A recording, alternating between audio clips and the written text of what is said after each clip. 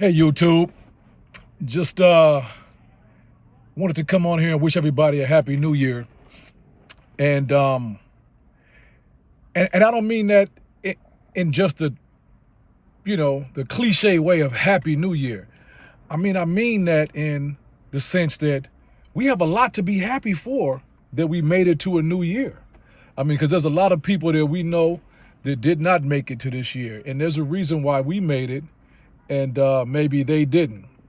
And I think that reason is that there's something valuable that we still have left to give. It's not to say that those people who didn't make it didn't have anything valuable, but I'm just saying that we obviously have something special that we have left to give that we should be maximizing, right? So I decided to come on here and make this video and just talk about those things. Just talk about what I've been through last year and what I plan to do this year to make things go more so in my favor than they did last year. Because last year, when I tell you, was a year of awesome change for me in so many ways. I mean, so many ways. To just kick the year off, I lost my mother, January 16th. And I know that, that's something that a lot of people are going through in this age group. I'm 51, just made 51 recently. And so, yeah, I lost my mother, which is still hard to say because I just can't believe it. It doesn't even seem possible, So started the year off that way. For the past, 20 some odd years, I've been a telecommunications technician. I did a lot of inside plant work. So, pulling Cat5 and fiber and setting up hubs and routers and switches and, raceways and conduits and just all that kind of thing as, the internet was taking off and being installed in different schools and government buildings and that sort of thing. I was on that side of it. I eventually migrated into outside plant work, which is, maintaining the aerial and underground copper wires that provided internet to communities and dial tone to communities, through different phone companies or whatnot. So, but, so my specialty was copper, right? Copper lines and that kind of thing. So without just getting too complicated, but as you know now, fiber has taken over, right? So all of the skills, all the specialized skills and meters and techniques that I had learned over these 20 some odd years for copper were so valuable because it's the way we communicated, whether it be DSL, dial tone, home phone, whatever. But as you can, if you look around, you probably don't have a home phone right now. And that's most of America. So, as that field began to decline, initially, believe it or not, because it began to decline, people were getting fiber, or even the cable TV companies were providing internet. And so that was a competitor now. They moved out of just providing, TV services to internet, which is a direct competitor to the phone companies now. And oftentimes they were faster, not just in terms of the service, but faster at getting the installs done. You call them, they'll be out there the next day. The service is not as good, in my opinion, but hey, a person wants internet and you can get it to them next day. There's some value in that, right? So, just things begin to change in the field, and as they begin to change, believe it or not, we were making more money, right? Because even though there were fewer and fewer customers, there were also fewer and fewer technicians because they were retiring. They were being moved over to install the upcoming fiber networks that were moving into the neighborhood. So they kind of had abandoned their copper plants, a lot of these phone companies, and they were just using us contractors to patch it up because every time they have, out of services, customers out of service, the federal government subsidized these phone companies. When 911 became a thing, the government wanted everybody to have 911 access. So at least the dial tone where they could have 911 access. So they were subsidizing these phone companies. In order for phone companies to keep that government money coming, they had to, meet certain parameters. They couldn't have X amount of customers out of service for too long, or they start getting fined per day. The Public Utility Commission would fine them, right? So they pay us a boatload of money to go into a town that just had a hurricane or whatever, a flood or whatever, and they pay us a boatload of money to go out there and repair it. Bring the ticket load down. So you'd have, X amount of out of services and trouble tickets, static, whatever. People start complaining, the Public Utility Commission gets involved, and it becomes this thing. So they would pay us a lot of money. So, and there were less and less people who knew how to do it. So I found as the field was going down, the trajectory of my income was just going up, and the opportunities. I mean, we'd have to travel North Carolina, Burlington, Vermont, just wherever, right? So we'd be all over the country, and it just afforded me this lifestyle of having traveled. I met friends all over the country. I've lived in some places. I mean, some major events that would happen in the world. I mean, George Floyd, like I literally had just left from that area as that happened. It just put me in a position where I got to see how small the country really is, how people live. It's afforded me a great lifestyle, and it paid good too. So, but like now, fiber has pretty much, matriculated through all the cities. And once fiber is in, one of the main selling points of fiber is that it's impervious to weather, flooding, that kind of thing, things that will cause us to be needed right away.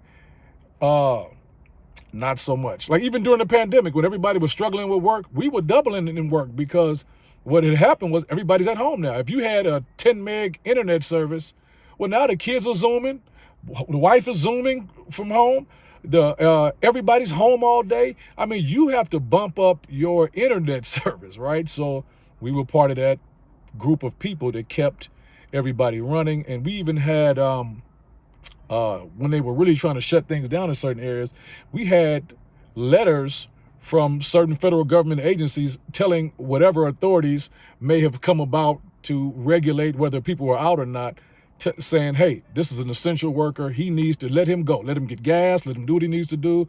Let him go through whatever. He has to be. So we were essential. We were making money hand over fist. I was anyway. But so now that fiber has taken over, it's kind of put me in a predicament where there's not as much work, and the work that is out there just doesn't pay what I feel like I need to survive. And it's just time for a change. It's time for me to take, the things that I've learned in life in general and apply them in different ways to support myself, right? Because my old way of being able to do that has greatly diminished, right? So I figure that's what I'm saying. I know a lot of us are going through this. It maybe not for the same reasons, but just time for a change, time for an elevation, time for growth, and just trying to figure out how do I go about doing that. So I figured we could take this journey together. Maybe some of the things that I've come up with, maybe some of the things you've come up with, we can share those things between one another and make this transition easier. So one of the things that I ended up doing was I said, okay, I obviously have to acquire new skills, right? Obviously. Have to acquire new skills. I'm not the kind of guy that wants to sit in the office in a cubicle. Like I thought about, maybe cybersecurity. I wanted to kind of stay in the same vein of telecommunications, which is, what I was doing. So I'm like, well, how can I stay in this same vein, but still kind of have the same lifestyle? And, because I even thought, like, as we would travel, we would go to places, like New Orleans after Katrina, Florida after Hurricane Wilma, stuff like that, and stay in these hotels or even FEMA camps.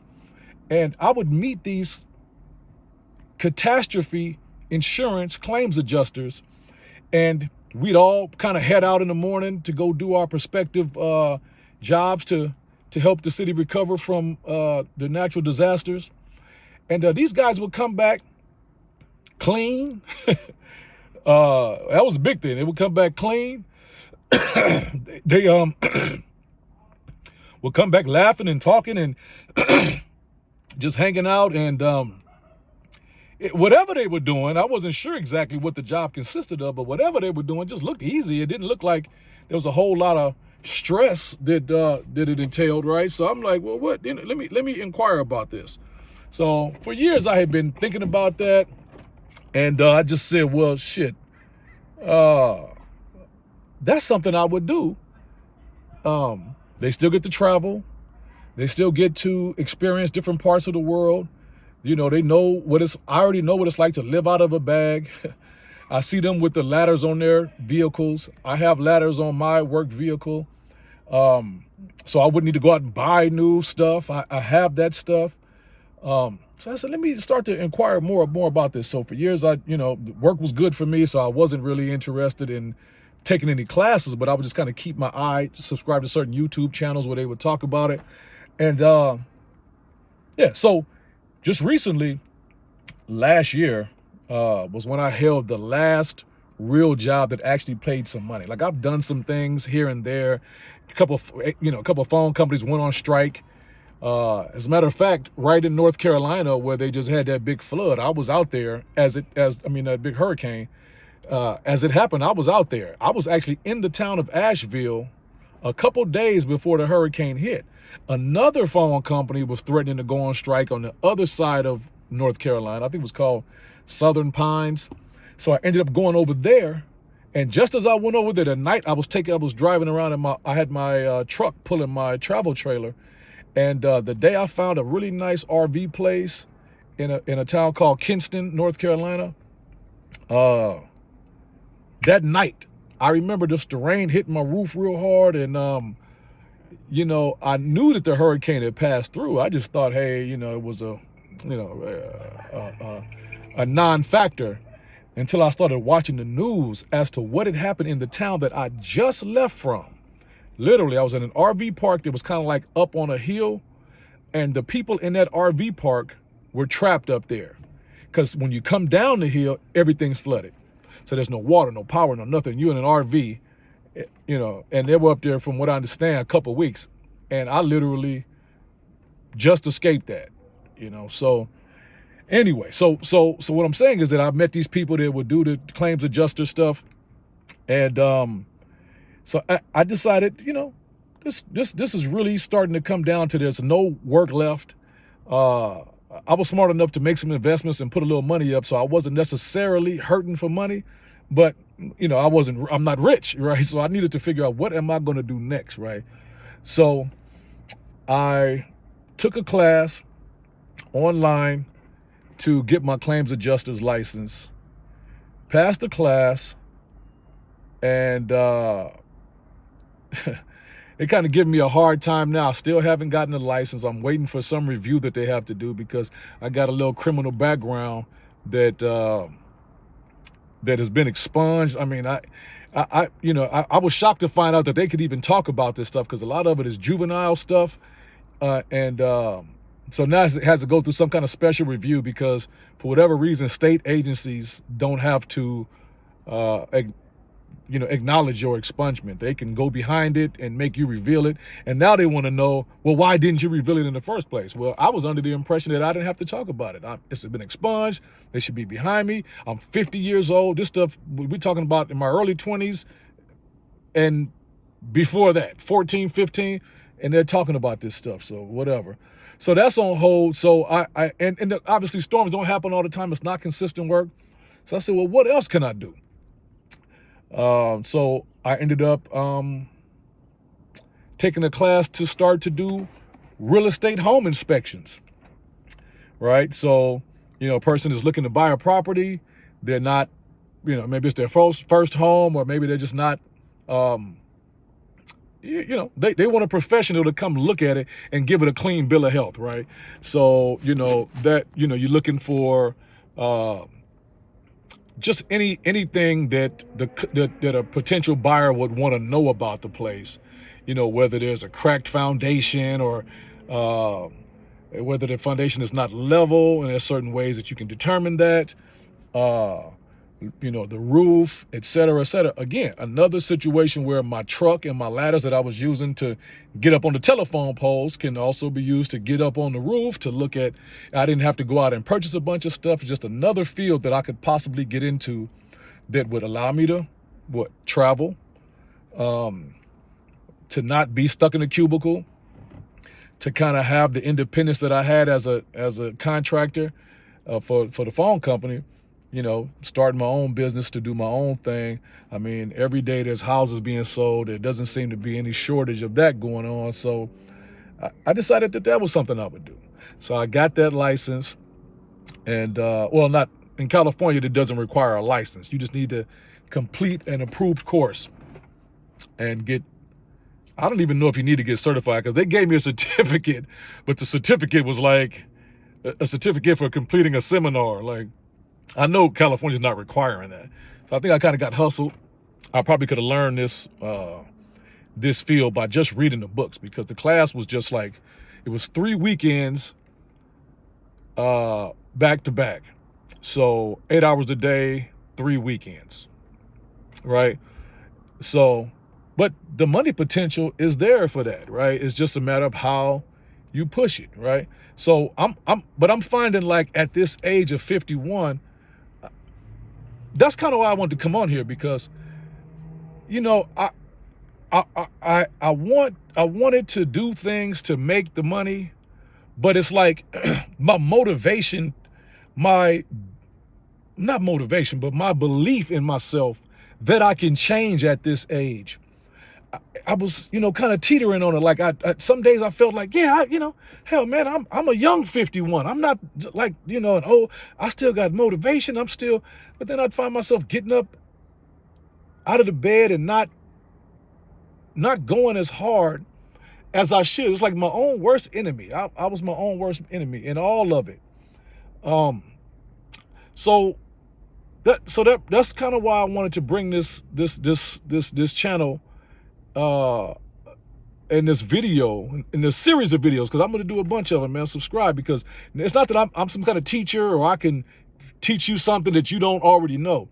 It's like, how can we help each other to figure out and navigate the changes that we have to make in order to be successful, in order to maintain or to exceed our previous, heights. I mean, how do we navigate this? You know what I mean? All the change that has happened and will continue to happen. So I don't have all the answers, but I figure if we build a tribe together, there's things that I don't know. I'm limited to the circle that I am in.